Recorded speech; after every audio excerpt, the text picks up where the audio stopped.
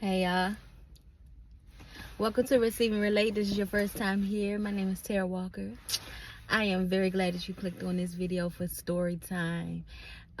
Welcome back to those of you who have already been here before or are subscribers. The sun is coming out. Welcome back, y'all. Hey y'all. Hey. Yeah, so today we're gonna jump right into it. I'm now finally getting to, hope you guys can see me because the sun really did just randomly start sunning. It wasn't even out a few seconds ago. But anyway, this is the story of the fourth girl who molested me. If you've been following me and been you know, watching my stories, you would know now that I had to release the first girl because I realized that I need to go ahead and share that, even though it wasn't in the book. And so I did. And so now I had the first, the second, and the third, and now this is the fourth. This fourth person she is deceased now, my cousin. First cousin. She was my mother's brother's daughter. Okay, so we're first going to start with this is going to be two different chapters. This story, these two stories are two different chapters in my book Cage Girl. Sometimes I just gotta slow down, y'all. And so I'm giving you both chapters in this one video. They're not long. But if you are enjoying it, I hope you come back, okay? And keep coming for more. So she came to visit me two different summers. One summer when I was 10, one summer when I was 11. The first summer she came, we went to the summer camp that was up the street. My mother registered for us to go to the summer camp up the street, but we didn't like it except for the trips, you know, when we would go to the amusement parks and stuff like that. That's when other than that, we thought it was kind of boring, so we didn't really attend like that unless we was going on a trip. And then eventually my mother just allowed us to stay home. And so she taught me a lot of things. She was 3 years older than me. Okay, so I'm 10, she's 13 at the time. And this summer she taught me how to crochet. That's right, she did teach me how to crochet, and I knew how to crochet for a minute, but I didn't keep up with it, so I didn't forget. I wish I did. But she taught me also how to latch hook, and I don't know if y'all know what that is. If you don't know what it is, Google it. I actually miss latch hooking. I would actually still do that now. It's very I was saying latch hooking, like I literally, that it was very therapeutic. I need to start that back up again. But anyway, she taught me how to do that. She taught me how to cook Rice Krispie treats. She taught me about soap operas. We watched soap operas I had never seen. When she first asked me had I never seen them before, she looked at me like I just said something crazy out of my mind. I was just like, what is that? But she taught me a lot of stuff that year. She also told me how much of a Michael Jackson fan she was. When she was one of the fanatic ones. And so what would begin the beginning of the molestation was this. One day we were downstairs in my basement, and we had just got finished watching, or we were watching at the same time, the movie called what's the dance he's Moonwalker. Google it. And if you've never seen it before. And she said, let's play, because when I say she was a fanatic, like she was one of them that pretended like Michael Jackson was her boyfriend type thing. And just stay with me here. And so Michael Jackson was her basically imaginary boyfriend. And she wanted to play house that day. And if any of you know that, a lot of you, I'm sure, have played house when you were a kid. And so she asked me to be Michael Jackson. So I was supposed to be her husband and she was my wife. So I was Michael Jackson. acting as her husband. She was my wife. And you know, it started off like we were doing like this role play type of thing. And at first I was just like, this is dumb, you know. I was like, what? But again, remember I said people pleasing. So I said, okay, and I agreed to be the husband. And she said she did this thing where where I was supposed to be coming home from work, and she was like, come here, baby, you know, let's play around a little bit. And so she had me get on top of her. And so I was supposed to be, she asked me to start grinding my hips. So I was supposed to, remember, I'm supposed to be the husband. So I'm supposed to be playing the husband having sex with her.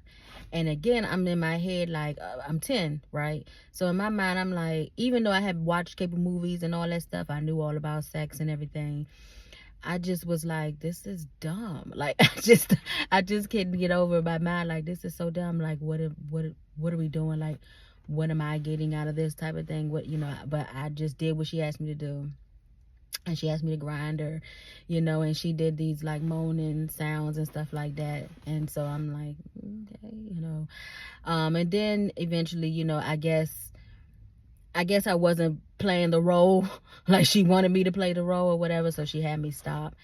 And we never did anything like that again. We just went on about our business through the rest of the time. I think she was only there. And like I said, we never went back to it.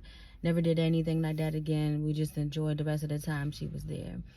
The next year she came back, and this is the year that things got a little bit messy, literally. So we were in my room one night, and she asked me, was I awake? She called my name, and she had to call it a couple times because I was sleeping good too.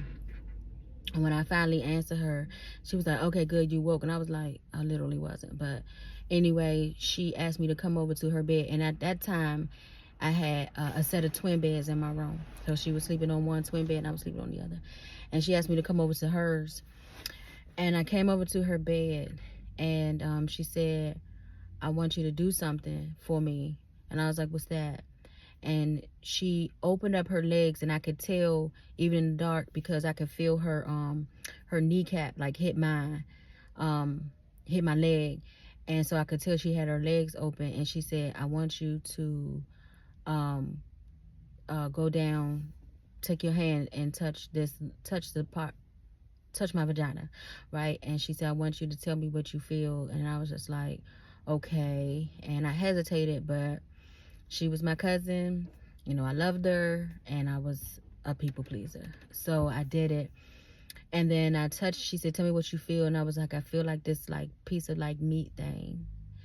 And she was like, oh, okay, now I want you to like to rub that in circular motion. And so I did that, and then she was like, okay. And then she started moaning and everything. And then she started grinding her hips. And I'm feeling really like awkward because I didn't like the consistency. I did not like, and I also remember how I said in the video with the girl in the gymnastics camp, I had a knowing that this wasn't right. And it was even more of a knowing that it wasn't right because she was my blood relative now at this time. So,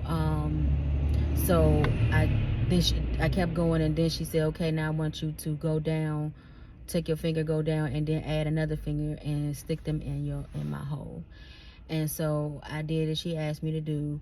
And then she said, what do you feel now? I was like, I don't know, it feels, no, that's what she said. She said, does it feel wet? I said, well, more like slimy consistency. I explained it the best way I can describe it. 11-year-olds could. And I said it feels like more like slime, like a slimy consistency or whatever. I hated it. I did not like it. And she said, okay, good. And then she said, now push and pull it in, and push and pull your fingers in and out. And I did it what she told me. And then she said, you doing it? She asked me, are you doing it? And I said, yeah, I'm doing what you asked me to do. And she said, why I'm not feeling it? Why I'm not feeling it? And then I was like, I don't know, but I'm doing it, you know. And then I tried to do it some more or whatever. And then she just said, okay, she said, that's okay, stop. And so I stopped. And I pulled my fingers out and everything. And then I went back to my side of the bed, and as I was going to, well, I went to wash my hands and everything, of course. I went to the bathroom, washed my hands, and then when I went back to the bed, as I was going to sleep, I started thinking back on what happened. Like it was hard for me to go back to sleep at first. And I was just like, what was that, you know? And but later on in life, I would eventually understand why she couldn't feel my fingers like that. And that's because at this time this year, she had revealed to me some stories that she had, you know, some things that she had done. She had already had sexual relationships with people, and one of my, I distinctly remember her telling me it was a grown man that used to come and pick her up, and she said he only wanted to eat her vagina. But that was another conversation that we had. It's in the book.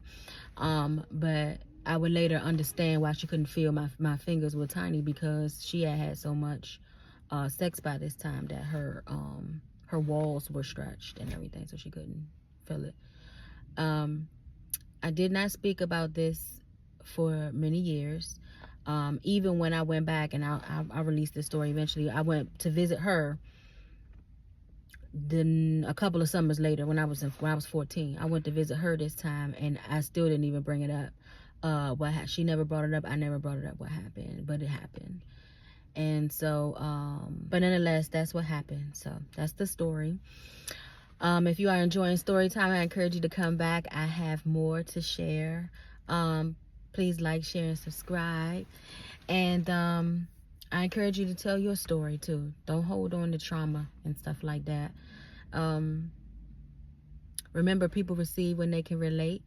The link for the book, the link for my ebook and paperback will be in the description box below. I also have a couple of other videos that you might be interested in checking out. That will be in the description box as well. I love you, but God loves you more. I'll see you next time. Bye.